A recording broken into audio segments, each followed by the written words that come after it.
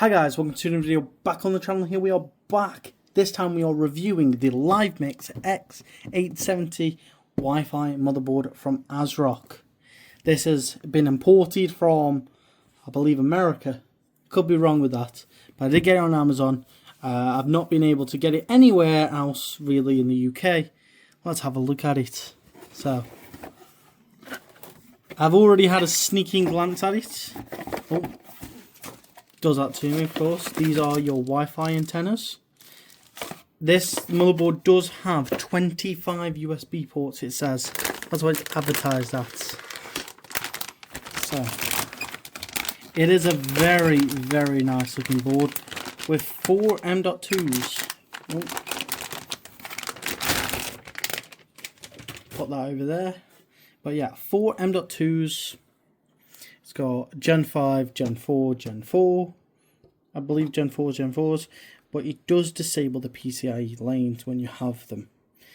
And as you can see on the side here, you've got all these ports. You've got 5 gigabit LAN, got your normal audio, Type C, Type C. But when you put the M.2s in, I think it's second M.2 slot, it does disable the Type C ports. So if you did use Type C, I wouldn't recommend putting a M.2 in there. You got the Lightning USB ports as well. You got the BIOS flash, the HDMI. You don't have a display port on here, but you also have the Wi-Fi, which you can see on the board right here. Like a M.2 Wi-Fi. You can upgrade that anytime, so you've got the flexibility on there. It is overall a quite nice board, I will say, but there is a few tabs. You can take that off. I'll just put that there. Oh, that's not really a good one. So we've got one last one. That was a bit smooth. Yeah, that is the board. Shall we see what else is in the box? There's not going to be a lot extra. Oh, let's just put that down there a sec. Same with that. So you've got your SATA cables, data cables. You've got this like fan controller, ARGB, I believe it's an ARGB or it could be a fan controller. You've got some cable management and you've also got the manual for it. That's pretty much all you get really in the box.